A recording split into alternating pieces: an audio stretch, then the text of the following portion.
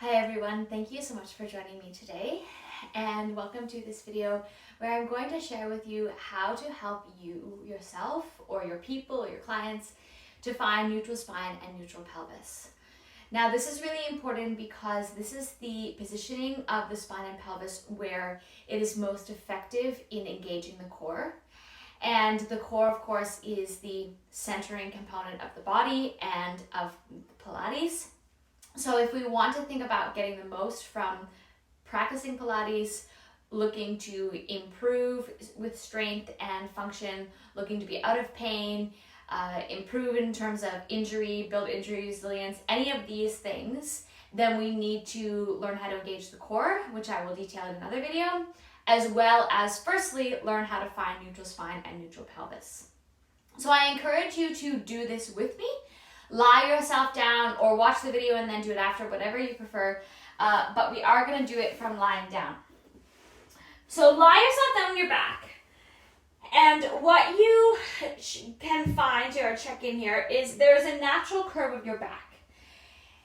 And in Pilates, we regularly move, of course, through our spine through the back. But neutral spine, neutral pelvis is when that natural curve of the back is still present. So you will sometimes see that people imprint their spine all the way down. That's not neutral.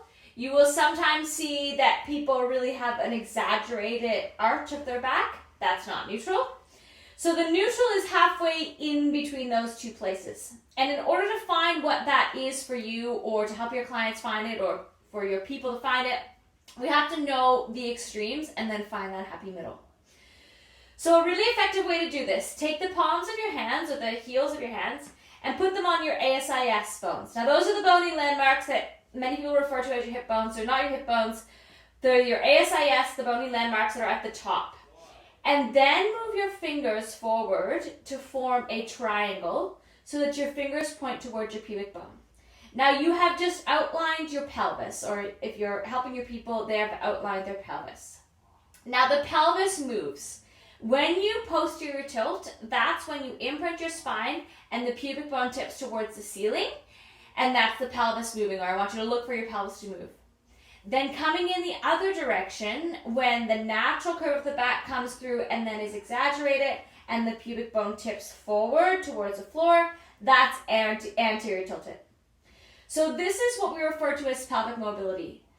Movement of the pelvis without anything else moving. Now you'll notice here for me there is a little bit of movement up the top. That's one of my weaker areas. Ideally what you want to look for in yourself and to help your people find is that they can move back and forth here, and you'll see my triangle or my hands tipping back and forth, and that they can look for that movement with minimal movement elsewhere. So sometimes you'll see a lot of this and just other exaggerated, compensated areas of the body, and try to really isolate through that. Now again, this is the anterior, big curve, posterior, imprinted down. Halfway between those 2 points is neutral. So you know you're in the middle when you can kind of look up and see that this triangle has become parallel to the ceiling, and there's the natural curve of my back there. So you can see here, a little bit of a curve, not really big, not touching down, just a little bit of a curve. Your tailbone should feel pretty heavy on the mat. You'll feel it touching down. And the rest of your body is relaxed without any tension. Now this is the area where you should most effectively be able to engage your core and breathe, and then have movements come from here, kind of from this center once you get into Pilates or start a class. And this is an important position to be in. I'm going to come up now. And the struggle for people when finding neutral spine or neutral pelvis is often that it doesn't feel natural because they have spent a lot of time posterior tilted or anterior tilted. We see this, for example, when people sit. They sit like this. That's posterior tilt. Or when they stand, they kind of really stand with their bottom sticking out behind them. That's anterior tilt.